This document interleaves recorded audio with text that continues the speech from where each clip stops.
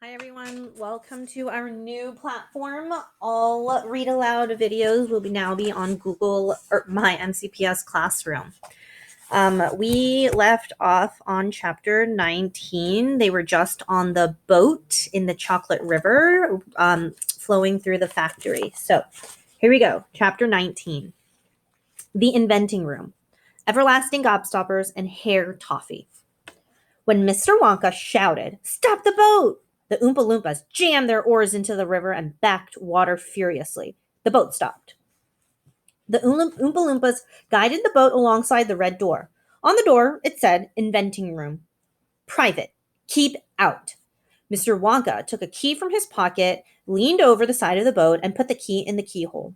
"This is the most important room in the entire factory," he said. "All my most secret new inventions are cooking and simmering in here." Old Fickelgruber would give his front teeth to be allowed inside just for 3 minutes. So would Prodnose and Slugworth, and all the other rotten chocolate makers. But now, listen to me carefully. I want no messing about when you go in. No touching, no meddling, and no tasting. Is that agreed? "Yes, yes," the children cried. "We won't touch a thing, we swear." "Up to now," Mr. Wonka said, "nobody else, not even an Oompa Loompa, has ever been allowed in here." He opened the door, stepped out of the boat into the room. The 4 children and their parents all scrambled after him. "Don't touch anything," shouted Mr. Wonka, "and don't knock anything over." Charlie Bucket stared around the gigantic room in which he now found himself. The place was like a witch's kitchen. All about him, black metal pots were boiling and bubbling on huge stoves, and kettles were hissing, and pans were sizzling, and strange iron machines were clanking and spluttering, and there were pipes running all over the ceilings and walls, and the whole place was filled with smoke and steam and delicious, rich smells. Mr. Wonka himself had suddenly become even more excited than usual, and anyone could see that this was the room he loved most of all.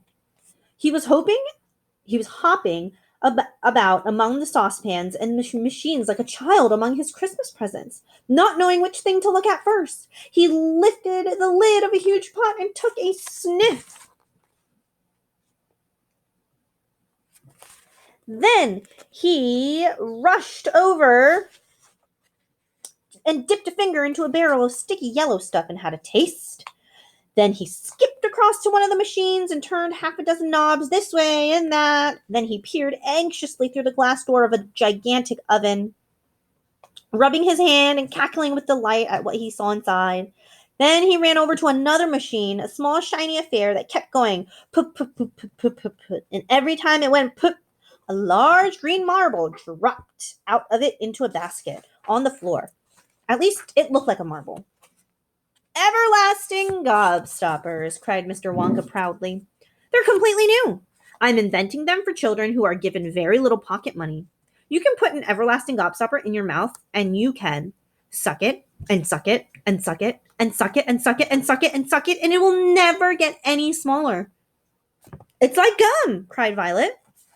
"It is not like gum," Mr. Wonka said. "Gum is for chewing. And if you tried chewing one of these gobstoppers here, you'd break your teeth off.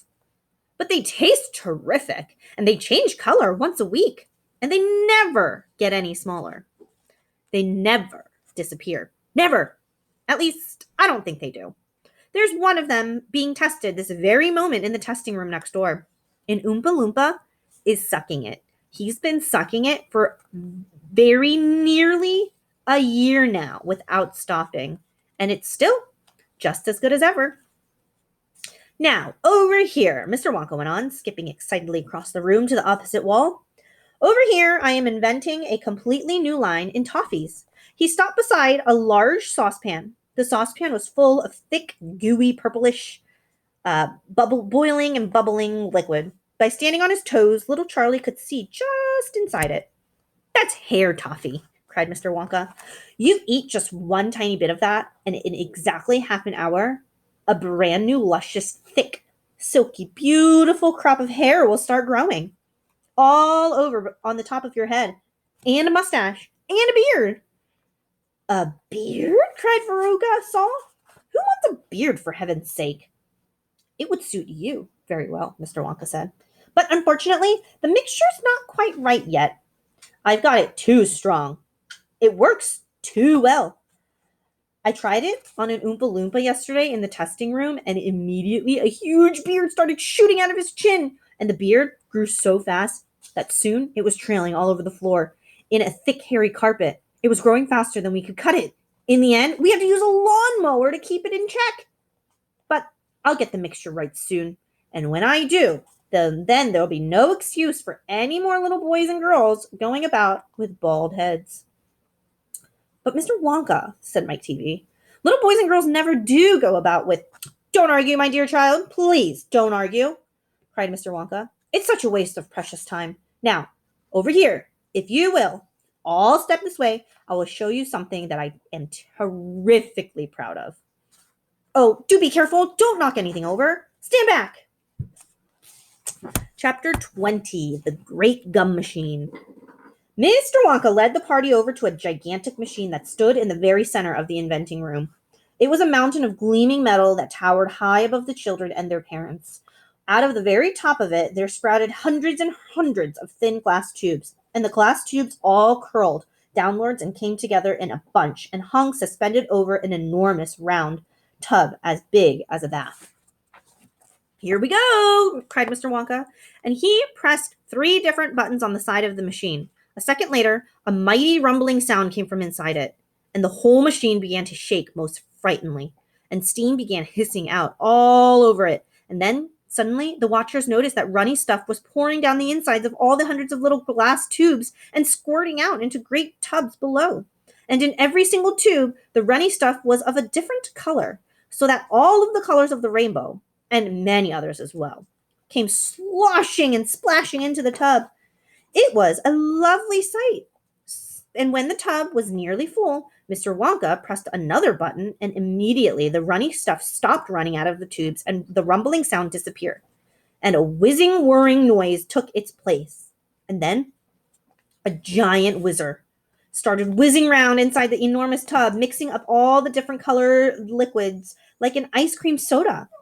Gradually, the mixture began to froth. It became frothier and frothier, and it turned from blue to white to green to brown to yellow, then back to blue again. Watch, said Mr. Wonka. Click went the machine, and the whizzer stopped whizzing, and now there came a sort of sucking noise. Very quickly, all the blue frothy mixture in the huge basin was sucked back into the stomach of the machine. There was a moment of silence. Then a few rumblings were heard, then silence again. Then suddenly, the machine let out a monstrous, mighty groan, and all at the same moment, a tiny drawer, no bigger than the drawer in a slot machine, popped out of the side of the machine. And in the drawer, there lay something so small and thin and gray that everyone thought it must be a mistake. The thing looked like a little strip of gray cardboard. The children and their parents stared at the little gray strip laying in the drawer. You mean that's all? Said Mike TV, disgusted. That's all, answered Mr. Wonka, gazing proudly at the result. Don't you know what it is? There was a pause. Then suddenly, Violet, the goofy gum-chewing girl, let out a yell of excitement. By gum, it's gum! She shrieked. It's a stick of chewing gum. Right you are, cried Mr. Wonka, slapping Violet hard on the back. It's a stick of gum. It's a stick of the most amazing and fabulous and sensational gum in the world. All right, I'm going to stop there because the next chapter is kind of long, but these 2 chapters were a little bit short, but that is okay. Unfortunately, because we are in a new platform, I don't think that there is a way for us to type in any responses to a discussion question. So from here on out, any read alouds that I post will just be for your enjoyment, especially since we all now have some math work to do. And I posted a new Flipgrid for you guys to complete for next week. Okay. Enjoy your weekend, guys. I will post another video on Monday. I will see you guys on Monday for our live meeting.